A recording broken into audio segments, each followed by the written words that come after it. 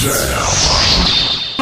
know, every day we learn something new from David. About David now. David, you gonna tell me he's a driver too? Yo. Every day we learn something new from him. So we are now entering our next talk segment, my next feature, which I'm super excited to have. I don't know why. I'm excited. No, you know why. I know why you're excited. I'm gonna tell people why you're excited. I know why I'm excited. Right. So yesterday. So why are you excited? Why are you excited?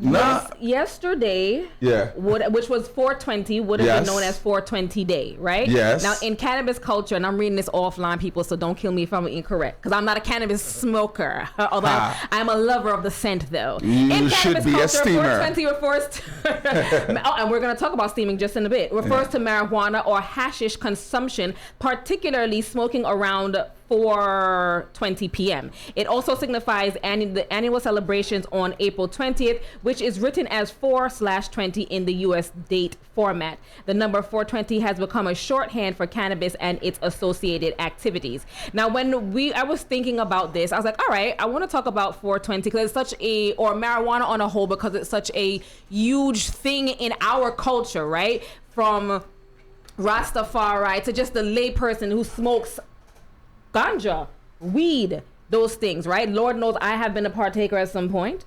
But I know Mad Out has, and a lot of people. And I said big up some and no big has up, no big up has RJ and Star and then Monday, you know, when Job and then Monday when the Madina dance and us, you know. We want to talk about the celebration of 420 and marijuana and that culture. And when I was thinking about it and putting together the show, wait, man, just wait, man. Before me, just wait, man. When I thought about this, I was like, who can I call to have this conversation with, right? And Matt Out, I'm going to have you play the song and then I will introduce her. And I want to say thank you to my sister for taking the time, because I know she did big performance this past weekend and she'll come off of the High Life festival, but we'll talk about that after this song. So Matt Out, run the tune.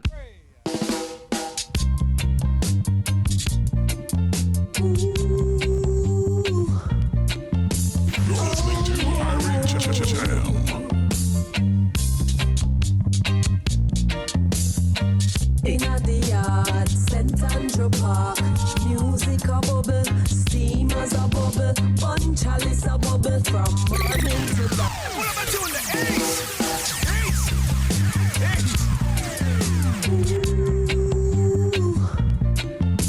Oh. Good morning. Inna the yard, St. Andrew Park, music a bubble, steamers a bubble, bun chalice a bubble from morning to dark, and the fire upon the floor just a blaze up. Inna the yard, St. Andrew Park, music a bubble, steamers a bubble, bun chalice a bubble from morning to dark, and the fire upon the floor just a blaze up. Now, born Jah9 Cunningham, known as Jah9, affectionately I call her Nine, a Jamaican singer, poet, certified yoga instructor, and powerful voice, as you all heard, in the Roots Reggae Revival. Nine also uses her art as a vehicle of healing, empowerment, and activism, and she is very vocal on what we're about to speak about. So let me introduce to you none other than, come on, drop bombs, Matt Out. You are not, come on. High, right off of the High Life Festival that took place this past weekend in Kingston, Jamaica. Singing, I'm sure, steamers a bubble, music a bubble, none other than Jah9. Jah9, good morning, darling. Good morning, my sister and my brother. Morning. My brothers. So, Nine, first of all, thank you. I know you just performed this weekend and tired. I'm mashed up on all these things. So thank you for coming on and gracing us. No tired. Always a pleasure to be with you, my sister. Oh, I love her. So now we're talking about 420, right? And the consciousness and the holistic living behind cannabis. Talk to us about that. Well, I think 420 is an American holiday. It is. So let me clean up my argument. It is. I like to celebrate the herb during October when they have like Cancer Awareness Month and those things, you know, because that's putting it in the proper context. But for me, definitely, herb is medicine. All herb, you know, was made for the use of mankind. And we have to distinguish herb now because of, you know, the way the world is. But this is something that for generations before allopathic medicine, when it's traditional, you know, plant medicine that used to support us as human beings, this is what we used, you know. This is how we supported our health. This is how we kept our body in balance. When you're using the herb, you don't have to, you know exactly where you have the issue. Your body has an endocannabinoid system, which means once you are giving it the proper dosage, it will do the work it needs to do, you know. And this is not just smoking. This is not even smoking in particular. This is ingesting the leaves. This is even without the psychoactive parts of the plant. So we celebrate a plant that is holistic in its delivery of medicine and healing to us. You know, we give thanks for it. And in your view, how can we shift the global conversation around cannabis from recreational to spiritual and medicinal awareness? You will always have those who want to use things, you know, in a recreational way, drugs, whatever. There are parts of the world where they don't even legislate against drugs. People are free to use whatever they want to, whether it's going to destroy or uplift them. But in this particular side of the world, we regulate people on such a micro level that, you know, even their own choices to do with their body, they have to face government sanction for. But I think the conversation, if we move the conversation away from the larger picture, because if we're talking to individuals, then we're not talking about industry. We're not trying to, even if you don't want to make money from herb, find a seed, get a proper seed or 5, plant them in your yard or in your house or wherever you can, depending on the legislation in your country. Grow these plants, nurture these plants, make sure that by the time they are seeding again, you've captured some of the seeds, just like you do with all your other plants. Make sure it is in your home, in your yard, so that you can use all of the plant for the medicine for yourselves and even your children. Learn how to make the oil from this thing. There's so many very important applications for people who are experiencing pain and discomfort, for people who, you know, are going through cancer treatment, for people with epilepsy, for women with, there's just so many. And you know, when you're speaking on mainstream radio, like your fancy radio station, you have to be so careful what you say. And you know, as baseline, you know, as you, I see, I'm looking at you now, and I see that you're holding back, right? And I understand why. However, I really want, because we are trying to edify people, and on the positive benefits of.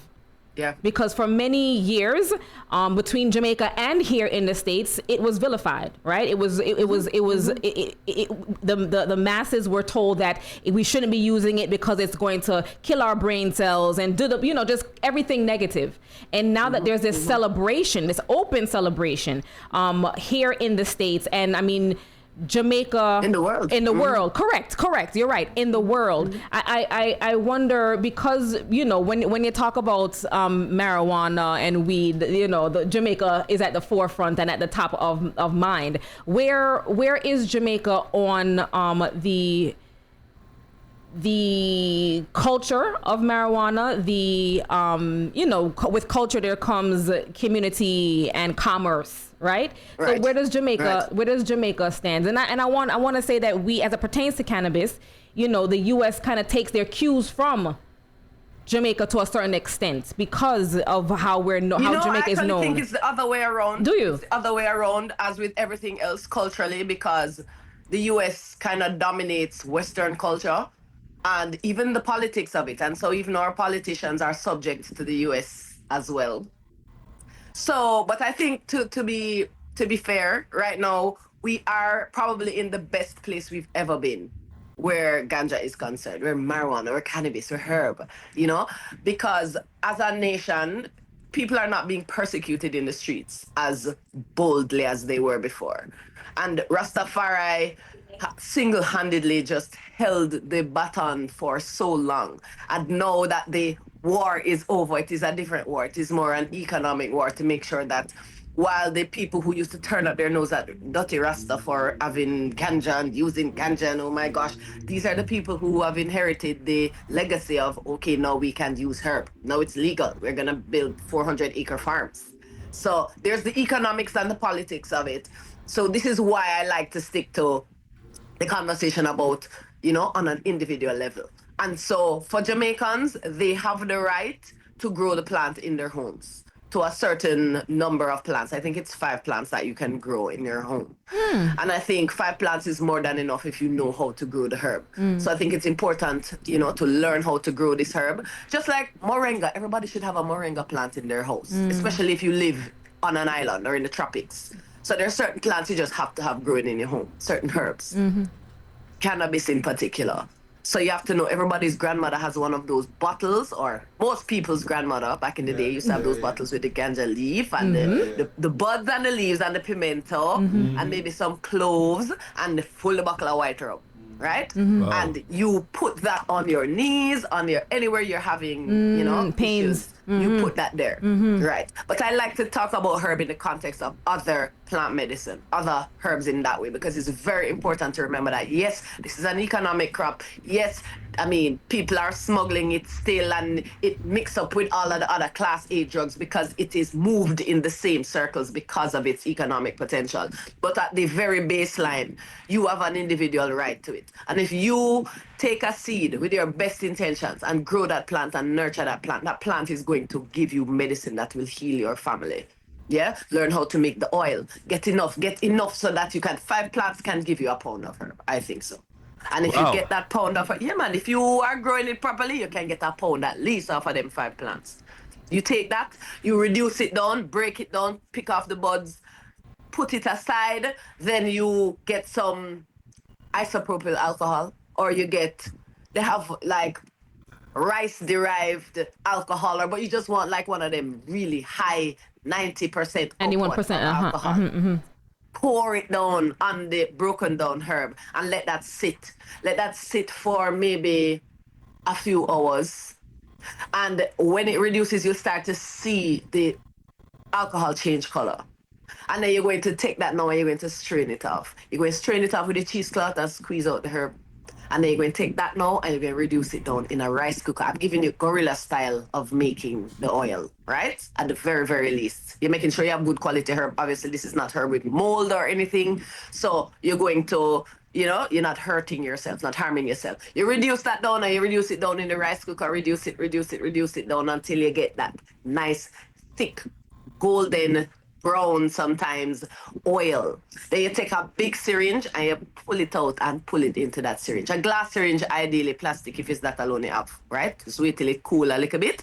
And then what you have in that is powerful medicine. I mean, the use of which I can't even go into right now, I'm telling you. But you take a rice grain dose of that. Right? Make sure all of the alcohol is out of it. Make sure it reduces right down to the gum, and you just take a rice grain of that every day. Maintenance. Hi, this is David Levy here. I got a question for you. Sure. Can some person hire you for lessons? Oh, absolutely. And I do this. I've used my platform over the past decade to advocate for herb, to give away free information. And in person, I've done these workshops and retreats where we talk about the herb. We get an opportunity to use the herb. And the way I use it, I don't particularly smoke. I steam. I've been steaming exclusively for going close to 20 years. Wow. Which means I don't burn my herb. So I'm not combusting herb. I'm not dealing with carbon dioxide and the negative effects of smoking in general on my lungs. So I'm steaming with herb and blending my herbs with other medicinal flowers and herbs and using that for my lungs and for my health. You're a very interesting person now. Like you hear all the time, okay, like you have a Rasta. I have friends that grew up with me in the Caribbean. Rasta man who been smoking weed all day. You see him, he's rolling the joint and he's smoking the weed. Rolling the joint all day. He go to the beach, he swim, he run. Right. And I never see them have any problems with their heart, any problems with blood pressure, no problem. Since this thing get legalized, now everybody's sick. It's an interesting perspective. Since it get, Interesting observation. it's legal now, Just and everybody's putting it in sick. that sentence makes you understand why that is probably the case, you know? And these guys were never sick before, never had a problem. All day they smoke, they run on the beach, they jump on the beach, they get some calabash, some stuff, and eat up and put their stuff together for food. But now for a sudden, it's free, it's available, but everybody's sick. And I got another question for you. What are your thoughts on these marijuana stores popping up all over the place? Is it a good thing or a bad thing? Well, I don't like to look at things as good or bad. I think the people who need to take advantage of these opportunities sometimes don't have the means to do so. So I would like to see more of the people who have been championing herb for many, many years get these opportunities to open their stores or open their spaces. And I don't even necessarily think that, okay, so let's say I'm a cannabis farmer, right? A herb farmer from 50 years ago, 30 years ago. I've been sending my children to school, doing it under the smuggling, keeping the nation safe and making sure that good herb is available. And now, because the landscape has changed, all these stores are popping up. That's one particular experience of herb. I think that Rastafari and those who have championed herb from before can be more creative and innovative and create spaces that are dissimilar to those traditional, herb shops, and create experiences, because it's not just herb that they sell. They transmit this experience. So imagine you're going into a space where you have access to herb, you can see where it's growing, you have access to some ital food to go along with it, and some fruits and some fresh veg, because you know what herb brings and stirs up inside you. You actually crave these foods more, even if you only have the junky munchies to eat. Ideally, them selling coconut water and fruit. Like, I think people can create experiences. I think a lot of times we fall into the mode of, oh, we're a victim now and Babylon take away. Well, no, nature teaches us that abundance is the reality, and innovating and adapting is how we move forward, not begging people for scrapsies and to give us a bus in any space. We definitely need to see more people being innovative. I don't like much people, but I like you. I like you. You're cool people. No, I know Nine would have been the right person to have this conversation with because of how passionate she is, and because she's a user, and not just the way that we would normally know of building a spliff and whatever, as she spoke about. Building the oils and placing the plant with other medicinal plants and other vitamins and stuff like that. Those things are important for people to know. And I want you to talk about steaming and the difference. Is there a difference that you get from from the hive steaming versus smoking and those sort of things? Absolutely. So we understand what smoke is separate, like whether you're smoking a cigarette or you're standing by a burning bush, right? I'm smoking a big fat cigar. You see me? Or a big fat cigar. Vaping is even worse. We don't even talk about that. But burning anything is going to introduce compounds into your lungs that aren't supposed to be in your lungs. And burning herb, it comes with medicinal benefits as well. So we'll say it is the lesser of the evils. But this is why, again, moderation is going to be so important. But you find that because you don't get as intense a high with smoking, you have to smoke more to get the place you're looking for. And I think we have to talk about why people use herb in that way, right? Because we have to talk about the state of the world and why people feel the need to escape. It's the same reason. Those people who are using herb for that reason are the people who are probably inclined to use other drugs and alcohol and other things because they want to escape. Okay, so would you say that weed is an introduction to other drugs? I would say that those with an addictive personality who are trying to escape will move through herb, because herb cannot give them the kind of dramatic break that they want. So if you go to herb wanting that escape, it will introduce you to an escape. But if you still have that addictive, whatever is the root of your addiction, because these are usually trauma-based and psychological, you are going to want to find something else. So herb will not be enough for you. So that's another way to look at it, rather than herb is a gateway. It's like if you weren't trying to escape, you would need a gateway, right? So those who are trying to escape, they will look to those drugs that are harder, that offer them a more intense break from reality, right? Or a more violent break from reality. But for those who are using herbs because they are looking to experience a meditative response or a healing response, they won't be automatically triggered not to do something they weren't trying to do in the first place. Wow. But I want you to talk Very to me interesting. about steaming. Talk to us about steaming and what that looks like. So steaming herb is a process whereby you are using the 4 elements. You're using water, and you're using the herb, which represents the earth. You're using air, which is your breath, which is you, right? And you're using fire. But instead of directly burning the herb, you are burning coconut shells. Primarily, we use coconut shells. And if you know, when you burn coconut shells, you're creating activated charcoal, which is another kind of medicine. So we burn the coconut shells. We create what we call a kochi. And this kochi has, it's like a large cup with a hole at the bottom that you would screw onto the device. I mean, similarly to a bong, except that you are using this kochi to separate the herb from the fire. There's an instrument that looks like a coin, like a little clay gritty with holes in it. You put the herb, you put the fire on top. The herb is at the bottom, like when you're baking pudding, and the fire never touches the herb. And because of that, the herb gets to raise to a higher temperature. And in doing so, it releases more of the medicinal compounds. And in doing so, you get access to a different type of high. It is said in books that I've read that you get to activate your pituitary and pineal gland simultaneously. And it is one of the few things other than actual meditation that will give you that experience. And that can be almost violent for some people, depending on how intricately your, the illusions you've built up in your mind about what reality is. And so this can hit people really hard when your body starts to show you, oh no, this is homeostasis.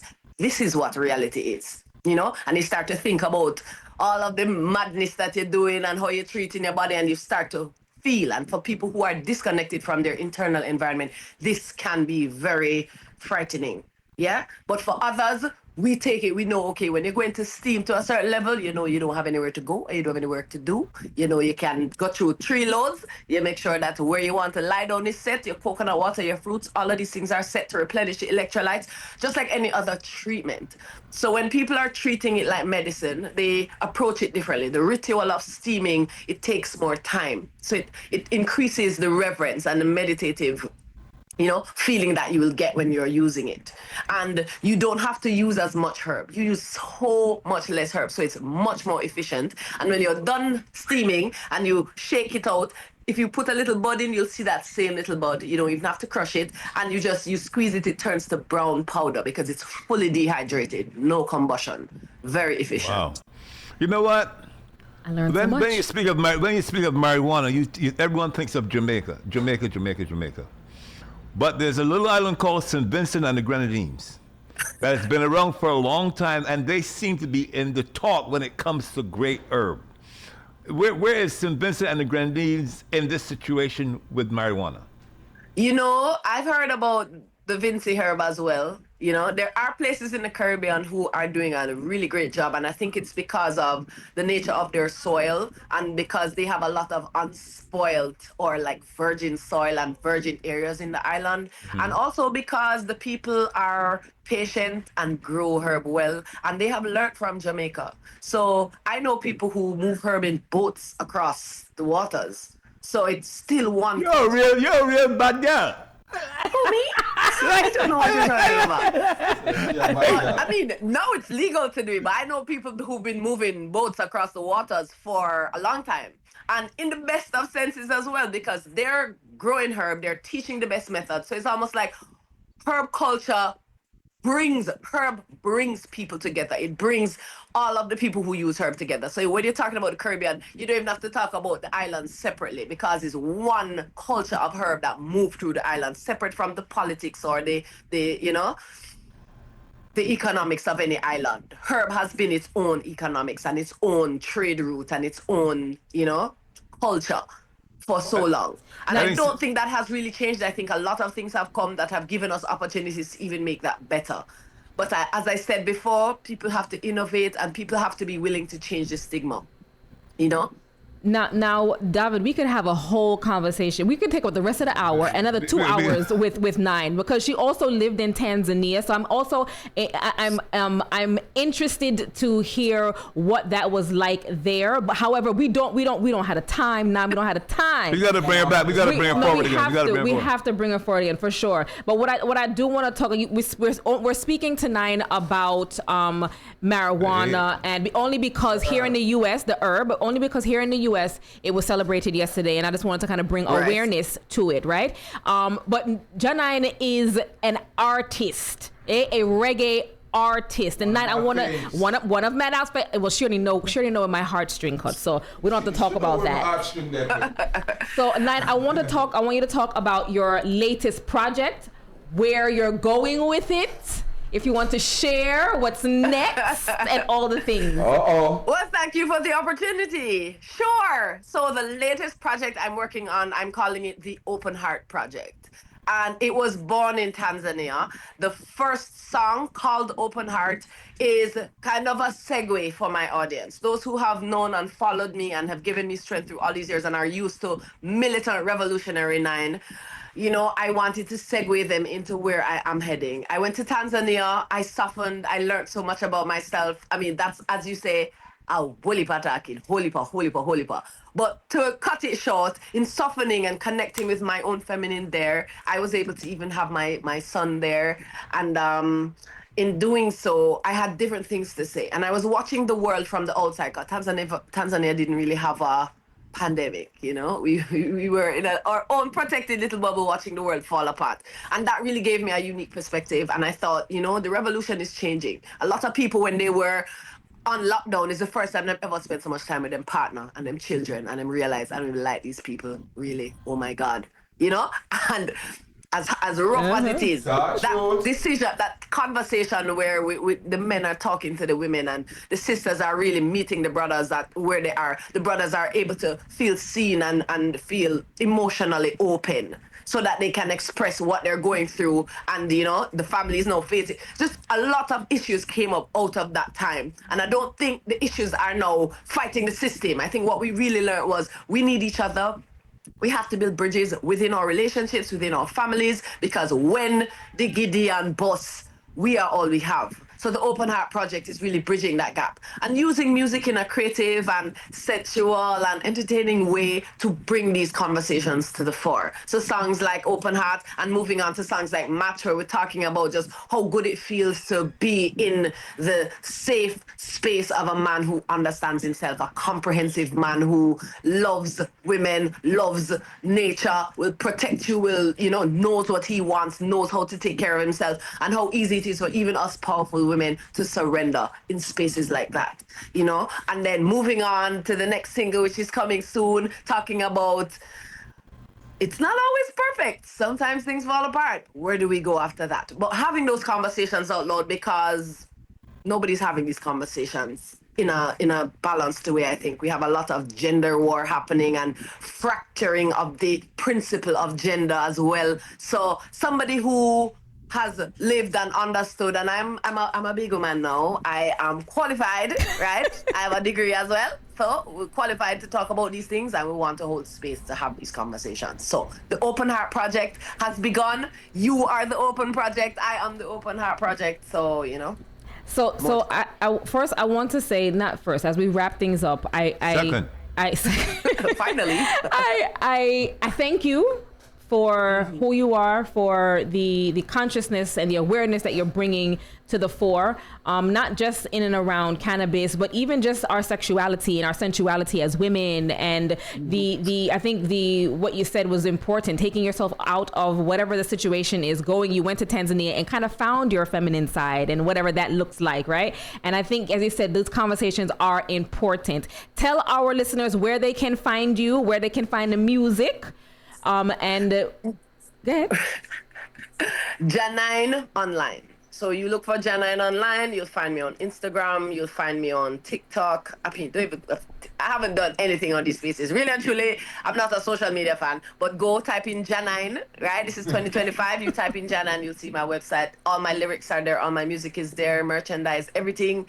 And we're on all the spaces, Twitter and Instagram as well. So, Nine, thank you for joining us. We're going to close out with Open Heart. Have a good day, sis. Talk to you soon. Love, enough Thank love, you so much sis. for Enough having love, me. enough We love you, you know that. Listen, love you, madam. I love you for life, you know that. And here we are, Open Heart. Jam.